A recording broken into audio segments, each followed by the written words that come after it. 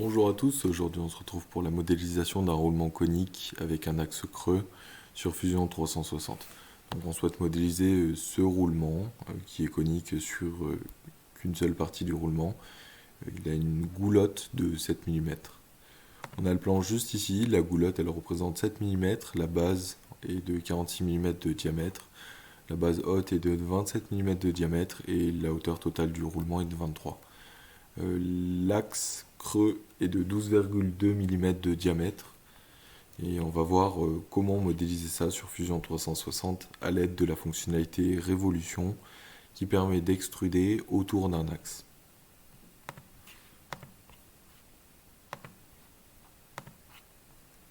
Donc, sur Fusion 360, on se retrouve, on génère une esquisse, on sélectionne un plan. Ensuite, on peut sélectionner le raccourci clavier R pour émettre un rectangle. Donc notre base elle est de 46 mm de diamètre, donc divisé par 2 car on souhaite dessiner seulement la moitié du roulement de manière à pouvoir faire une symétrie axiale pour l'intégralité du roulement.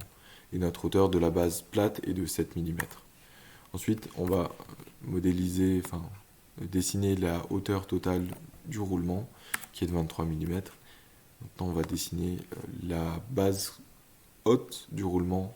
On peut générer automatiquement les lignes grâce à la touche L, le raccourci clavier. Sinon, il faut passer par créer, comme pour le rectangle. Donc ici, on va faire notre base haute qui est de 27 mm de diamètre, divisé par 2 pour avoir le rayon.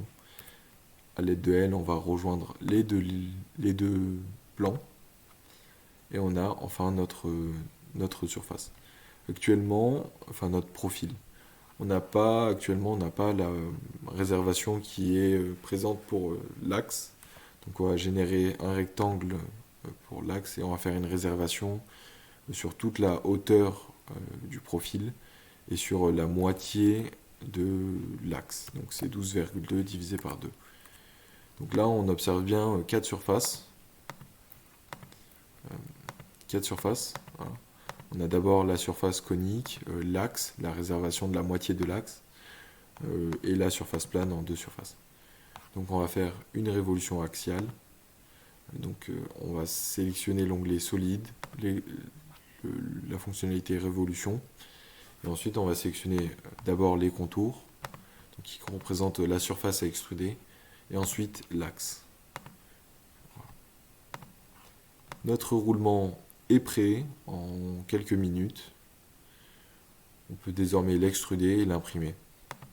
Suivant la force appliquée au roulement, il conviendra peut-être d'imprimer avec une imprimante résine plutôt qu'une imprimante filament, ou d'appliquer des méthodes d'impression différentes, ou même d'utiliser de l'usinage par CNC.